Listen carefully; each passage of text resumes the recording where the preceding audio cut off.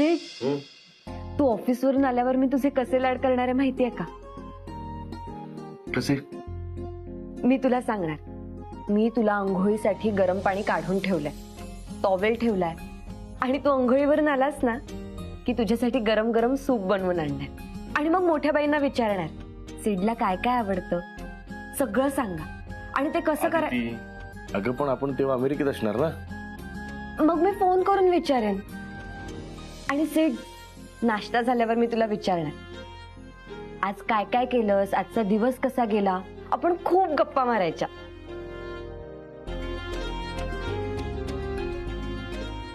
सिड, आपण एकत्र खूप छान वेळ घालवूया. तू बिझी नाही ना होणार?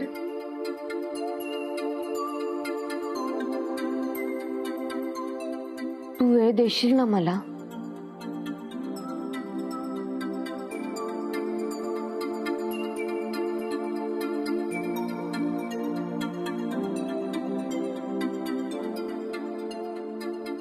माझं सगळं आयुष्य तुझ्यासाठीच आहे.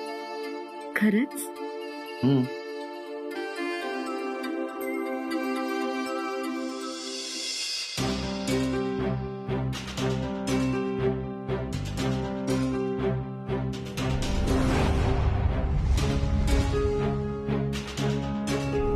सिद्धार्थ,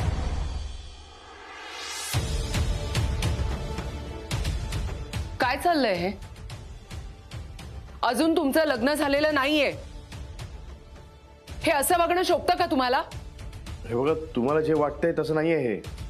ह्या गोष्टी येत नाहीत का तुमच्या देशमुख घराण्याच्या संस्कारात? मॉम, सिडने कधीच लिमिट्स क्रॉस केल्या नाहीये. आता मीच त्याला. एक मिनिट, मी त्याच्याशी बोलतीये. पण त्याचं काहीच चुकलं नाहीये. आणि तू का असा विचार करतेस? मी सीटच्या घरी अडकले होते तेव्हा सुद्धा त्याने. तेव्हा तुम्ही सिटीमध्ये होतात. हे गाव आहे. आम्ही कुठेही असलो तरी आम्हाला आमच्या लिमिट्स कळतात. तुम्हाला कळतं ग, पण लोकांना नाही कळत ना. लोक काय वाटेल ते बोलायला लागलेत. कोण काय बोललं? अख्खं गाव बोलायला लागले. मी हे अजिबात ऐकून घेणार नाही. ते काही नाही, मला हे सगळं तात्यांना जाऊन सांगितलंच पाहिजे. अगं पण मॉम.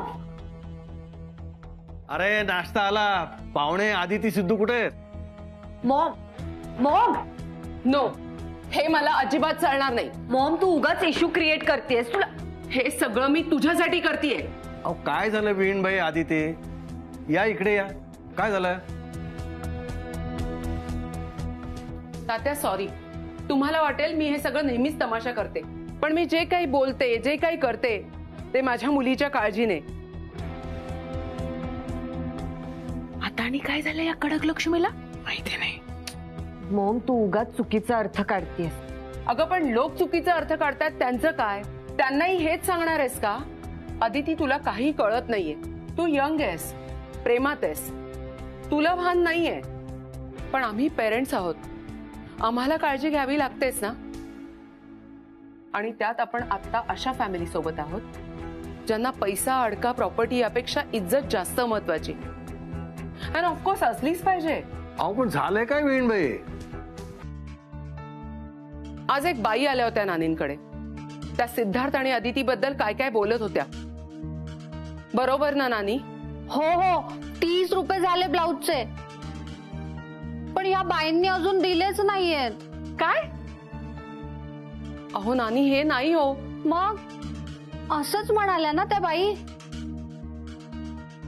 नानी, अगं त्या वेगळ्या गोष्टीबद्दल बोलताय. तात्या, मी सांगतो.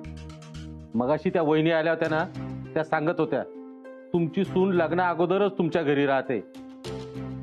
सिद्धू आणि आदिती फिरताना दिसतात. अहो गावातली लोक काय काय बोलायला लागलीत. हो सांगा ना, काय काय बोलतायत ते? अहो लोक म्हणतायत की लग्नाआधीच मुलगी सासरी राहतीये. काही घोळ तर नाहीये ना? नाही, मला पटतंय हे. अदितीचं इथे राहणं बरं दिसत नाही. आताही हे दोघं जण गेस्ट रूम मध्ये होते. अहो दिसताना कसं दिसतं ते? माझी मुलगी आहे, तिच्याबद्दल गावात अनेक गोष्टी बोलल्या जातात. एक आई म्हणून हे सगळं मी कसं सहन करू? मॉम, आपण लोकांच्या बोलण्याकडे कशाला लक्ष द्यायचं? बाई ते बरोबर बोलतायत. आमचा जरी तुमच्यावर कितीही विश्वास असला ना तरी लोकांची तोंड बंद करावी लागतात. थँक्यू तात्या. बघ, तात्यांनाही माझी काळजी कळतीये. तात्या, अदितीला घेऊन मी आता मुंबईला जाते. आपलं जेव्हा ठरेल तेव्हा बघू. हिला तर निमित्तच मिळालं. त्या काही चुकीचं बोलत नाहीयेत. नाही मॉम, तात्या मला नाही जायचंय मुंबईला. आपण नको जाऊ ना, राहा इथे. अहो तात्या, तुम्ही आत्ताच म्हटलात ना की लोकांची तोंड बंद करणं गरजेचं आहे म्हणून. बरोबर आहे, पण त्यासाठी मुलीला घेऊन जायची काय गरज आहे?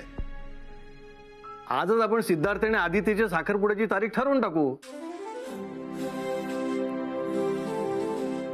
आणि साखरपुडा झाला की लोकांची तोंड आपोआप बंद होतील. आजच तारीख ठरवायची? हो, ठरूनच टाकू आज.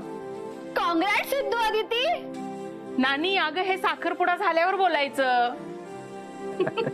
बरं आता बोलत बसू नका, पटकन नाश्ता करूया आणि तारीख ठरवूया. काय म्हणताय?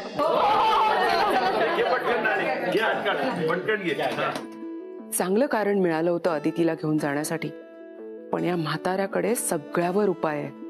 काही केल्या हा पांढऱ्या मिशीचा म्हातारा लग्न तुटू देणार नाही.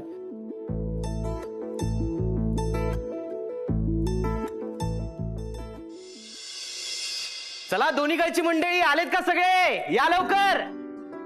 वा वा वा वा वा वा, क्या बात आहे. चला, मी सगळ्यांना विनंती करतो की वधू पक्षाची मंडळी त्यांनी ह्या बाजूला बसावे आणि वरागायची मंडळी या बाजूला. तात्या तात्या या इथे.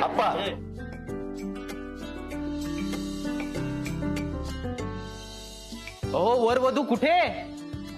हो, तुम्ही उत्सव मूर्ती आहात, तुमच्यासाठी स्पेशल सीट्स आहेत.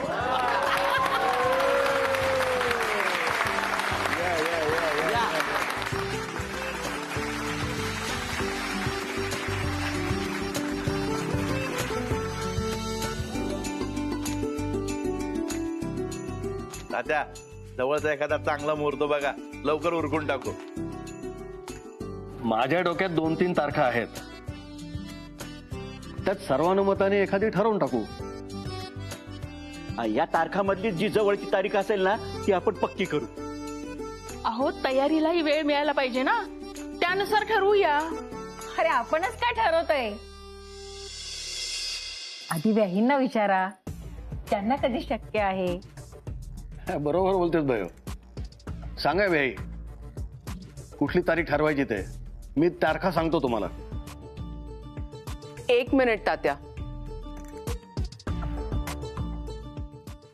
कुठलीही तारीख ठरवायच्या आधी मला एका गोष्टीचं वाईट वाटतंय. नाही म्हणजे सगळं तुम्हीच ठरवताय. हा साखरपुडा आम्हाला मान्य आहे की नाही हे तुम्हाला आम्हाला एकदाही विचारावं असं नाही वाटलं?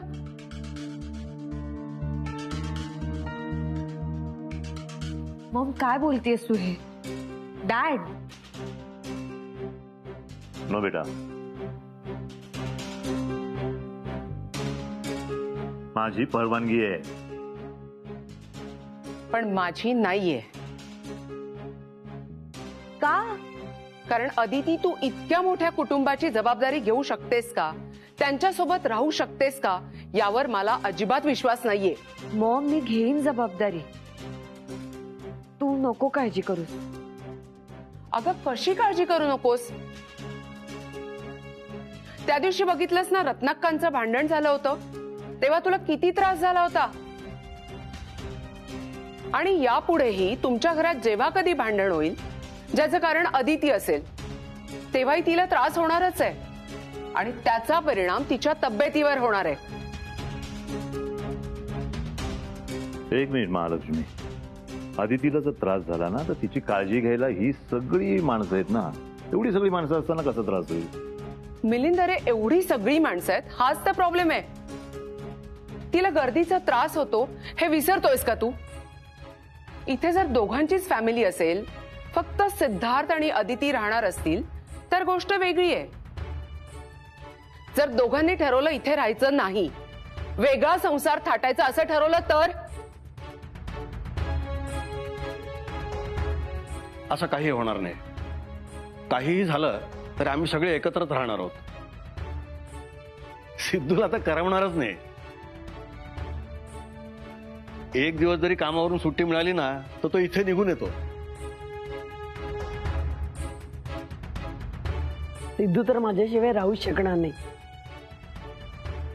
तो जवळ नसला की मला काय होतं हे त्याला माहिती आहे.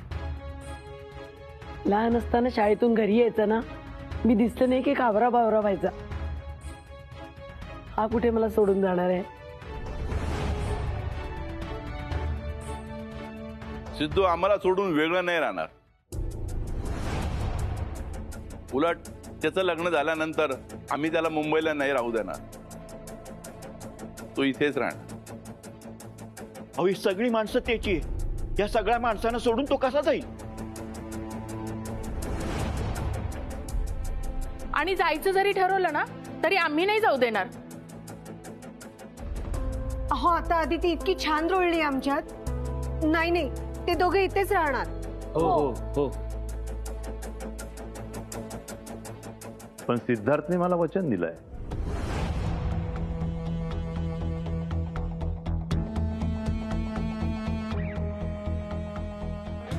मला प्रॉमिस दे, काहीही झालं तरी लग्नानंतर तू अदितीला घेऊन अमेरिकेला जाणार आहेस. मी प्रॉमिस देतो सर.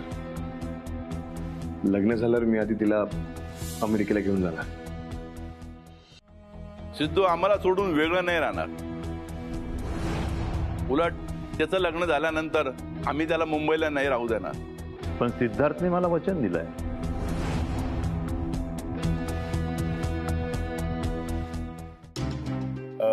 म्हणजे अदितीला त्रास होणार नाही, ती माझी जबाबदारी आहे असं वचन दिलंय मी. गुड. आणि मी जे वचन दिलंय ते लक्षात आहे माझ्या. तुमची जी इच्छा आहे तसंच होणार आहे. अदिती माझ्यासोबत खुश राहील.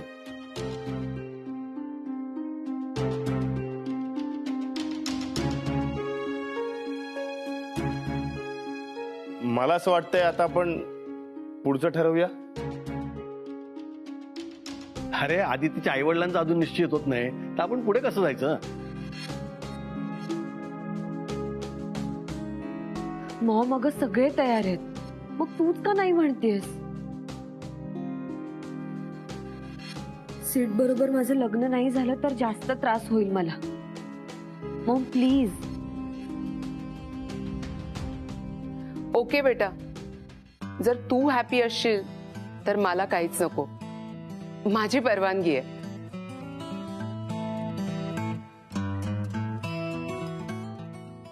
पण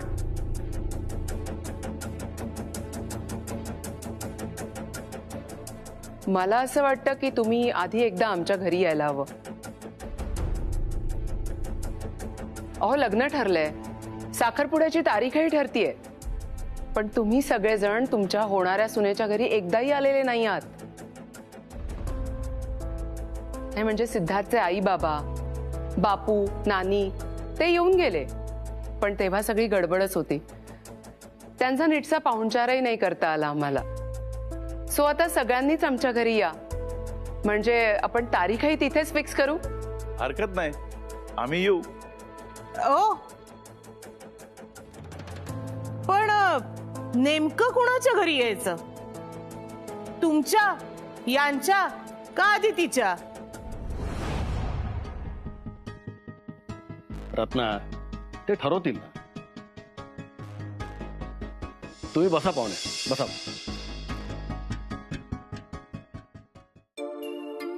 बोला, कधी यायचं आम्ही तुमच्याकडे? आम्ही येऊ तुमच्या घरी. तिकडेच तारीख पक्की करून टाकू साखरपुड्याची. पण माझी एक इच्छा आहे की हा साखरपुडा आणि हे लग्न हे गावात व्हावं.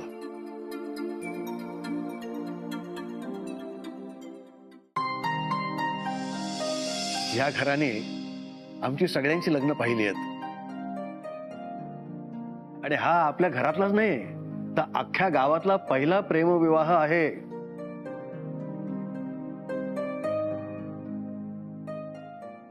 सॉरी तात्या, आमची फॅमिली तुमच्या एवढी मोठी नाहीये, पण आमचं फ्रेंड सर्कल खूप मोठं आहे. सगळी श्रीमंत लोक आहेत. त्यांना इथे या गावात कसं बोलवायचं? बोलवा की, आम्ही करू सोय, चांगला पाहुणचार करू. हो, पण त्यांना इथे ऍडजस्ट नाही करता येणार हो. हो, त्याची काही गरज नाही हो, सगळ्या सुविधा इथे असतील. हो, आम्ही सुद्धा त्यांना कुठल्याही प्रकारचा त्रास होऊ देणार नाही. अगदी त्यांची उत्तम सोय करू. काय आणि तात्यांनी जर सांगितलं ना तर अख्खा गाव त्यांचं मानपान करेल हो. अहो, पण एवढं सगळं करण्याची गरजच काय? मुंबईला आम्ही एकदा 5 स्टार हॉटेल बुक केलं की सगळीच सोय होणार आहे. अहो, गावात जी लग्नाची मजा येते ना ती 5 स्टार हॉटेलमध्ये येत नाही हो. वीणबाई, बाकी सगळं तुमच्या मनासारखं होऊ द्या, पण साखरपुडा आणि लग्न गावातच व्हायला हवं. आमच्या घरची परंपरा आहे तशी. सॉरी, पण माझी काही इच्छा असेलच ना. आदिती माझी एकुलती एक मुलगी आहे. मॉम ऐक ना, एक एक करून ठरवू ना आपण. सगळ्यांचं म्हणणं ऐकून घेऊ आणि मग डिसिजन घेऊ. बरोबर बोलतेस तू सुनबाई. लग्न हे 2 घरांचं असतं. आपल्याला कुणाचंही मन दुखवायचं नाहीये. सगळ्यांचा विचार करून करायचं आहे सगळं. पण नंतर का घ्यायचा डिसिजन? मी सांगते तसंच होणार. मॉम, अगं काय करतेस तू? आता तात्या पण म्हणालेत ना नंतर ठरवू म्हणून. आता तू उगाच वाद वाढवू नकोस. मगाचपासून तेच चाललंय तुझं. अजून साखरपुड्याची तारीख ठरली नाहीये, ती तर ठरू दे. आणि तारीख आपल्या घरी ठरवायची आहे ना. तू बोलावतेस ना त्यांना आपल्या घरी, मग छान इन्व्हाइट कर ना. सॉरी हा, तुम्ही सगळेजण पहिल्यांदाच आमच्या घरी येणार आहात, तेव्हा तुमच्या घरची प्रथा सांगा, मी त्याप्रमाणे सगळ्यांना इन्व्हाइट करते. हो, असं विशेष काही नसतं. सुवासिनींना हळदी कुंकू लावायचं आणि संपूर्ण कुटुंबाला आमंत्रण द्यायचं. ओके. अर्चना, जा ग हळदी कुंकू घेऊन ये. हो, आणते. चला ग. हो, चला चला, ये बाई, तुमने पाय काढ.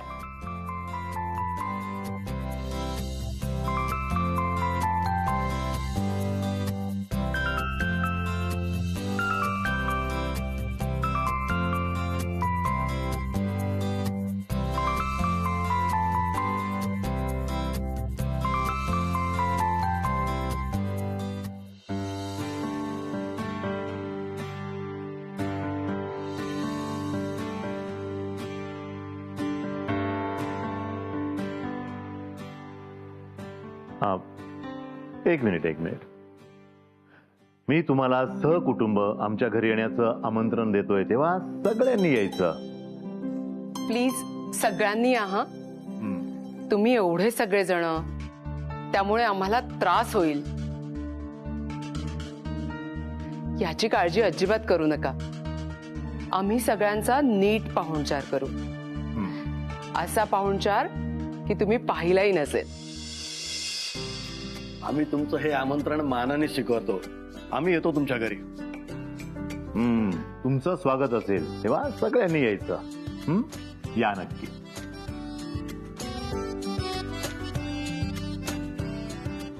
याच तुम्ही मुंबईला.